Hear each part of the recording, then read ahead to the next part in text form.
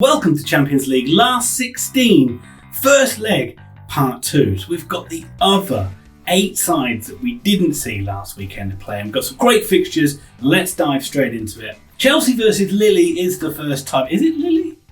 Is it Lille? I thought it was Lille. Nope, we're going with Lille. Well, Lille are the French champions, but they are languishing down in 11th place. It has been a poor defence of their crown. Their Turkish contingent is not doing the business for them this season. That did such a good job last season, especially Yılmaz. He's just not getting the goals that he got last season. Canadian striker Jonathan David is the one picking up the baton for them, and it is their main goal threat, but they are extremely suspect at the back, especially from set pieces.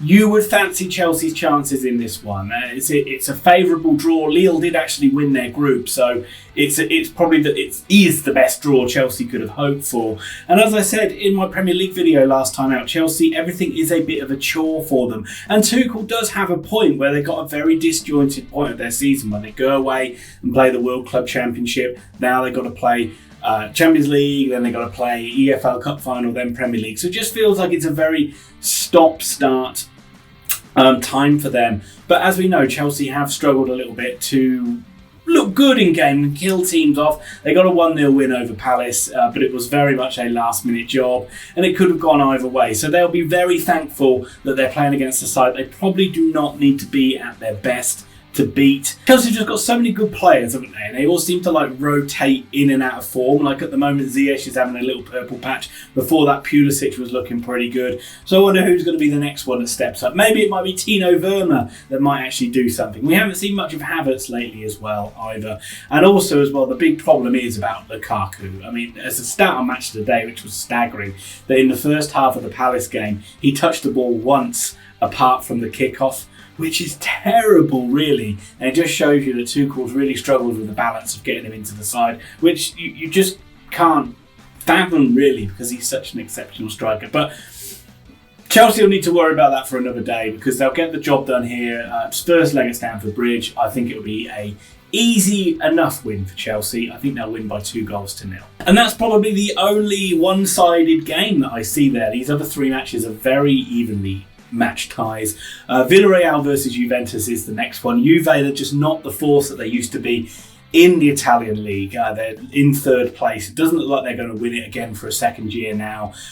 But they are still a damn fine side. At the back, they've got Chiellini, they've got Bonucci, so they've got an extremely good back tight line that they've had for many, many years. Dybala and Morata are the ones providing the goals for them. And don't forget, they did actually win their Champions League group ahead of Chelsea too. And they travelled to the Yellow Submarine, and we know that they are a tough nut to crack under Unai Emery, despite the fact that they are in 5th place in La Liga. I see a lot of similarities between the side. Again, they're a side, they work incredibly hard out of possession to win the ball back for one. They're very well organised. They've got a good back line with Pal Torres and Albiol. So we know they're a tough side to beat. They have got goals in the side as well, with both Morenos and Dan Juna in there as well. So yeah, you do have 2 very even sides. Villarreal at home in this one, I think, gives them the edge. In that stadium, that packed-out stadium, it's going to be a bit of a cauldron of an atmosphere. I see both sides having long periods of possession and enjoying parts of the game where they control it. But I just think with a counter-attack,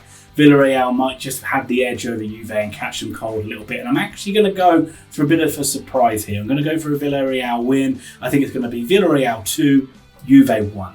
Atletico Madrid versus Manchester United. Now, you may have some preconceived notions of Aleti in your mind, but they are completely going against the grain this season, and they are much more expansive than they have been, and a lot more shaky at the back than I think I've ever seen them under Simeone. He chops and changes a little bit. He does tend to stick with 4-4-2, but there has been times where he plays at 3 at the back, so it'll be interesting to see which he goes with against his Manchester United lineup. They've got a lot of good options going forward, and they're lethal on the counter-attack, and Luis Suarez is in banging form, scoring a 40-yard screamer at the weekend as well. He'll certainly test that Manchester United backline, which we know isn't the best. And just like every single game now, they seem to put their fans through the full gambit of emotions, from joy to despair and joy again. That was the recent game against Leeds United. Maguire was hero and villain in the same match. Fred is the funniest player ever because Man United fans hate him and then he scores, so they have to cheer him, but in the back of their mind they're thinking, damn it, it means Fred's probably going to stay around for another season.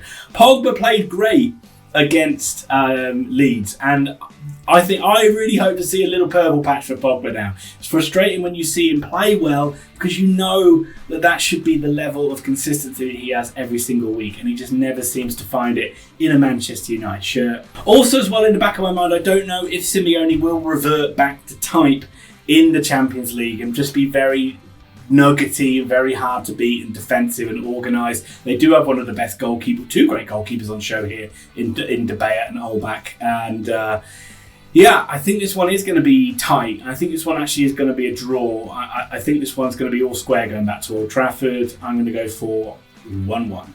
Benfica versus Ajax is the final game we're going to talk about, and it may not be the first one that leaps off the page at you, but I think this one's going to be a bit of a cracker. Ajax are the talk of Europe after their storming the Eredivisie at the moment, and look like they're odds on to win that one again. They had a perfect 6 out of 6 in their Champions League group stage, and their boss Ten Hag is once again linked with every single job around Europe. And when you look at their side, they're a side that have very few weaknesses. They just look good all the way through the spine. Very good defensively. They look like they can hurt you through the middle and from wide areas as well. That forward line of the two Premier League rejects, if you like, Sebastian Haller, Dusan Tadic, and then up there with the Brazilian Anthony as well, looks absolutely formidable. But this Benfica side are no mugs either, and they might be in third place in the Portuguese league, but they score goals for fun. They've scored 60 goals so far, with the great named Darwin Nunez scoring 18 of them. It probably won't be long before you see him gracing, no doubt, Wolverhampton Wanderers. They'd like to sign, but he's not Portuguese, so maybe Wolves won't sign him. But I always look at these players and think he scored a lot of goals and be in the Premier League next season, which is, it might be true, it might not be. I think Benfica could catch Ajax cold on the counter. They're a very good counter-attacking side, but Ajax will look to try and expose the aging defence that Benfica have of Nicolas Otamendi and Jan Vertonghen. Not a lot of pace in that back line there now, so that is where Ajax will look to hurt them, I feel. But I think this one could be a very entertaining game. You've got two sides that do like to score goals and play good football. I think Ajax will still win it. I think Ajax will come through. I think it will be a good game. I think it will be Benfica 1, Ajax 3. That'll do it for this round of the Champions League. That's the first legs in the bank. I'll be back when they do the second legs in a week or a couple of weeks' time. But I hope you enjoyed this video. Let me know if you think the away goal has affected any of these games that you've seen so far, or will affect these games. How does it change the style of play of any of these teams? Maybe it's a little too early to decide on that one. But if you like the video, hit like, please subscribe, leave your comments down below. I'll be back very soon with more content. Thanks a lot, and I'll see you soon.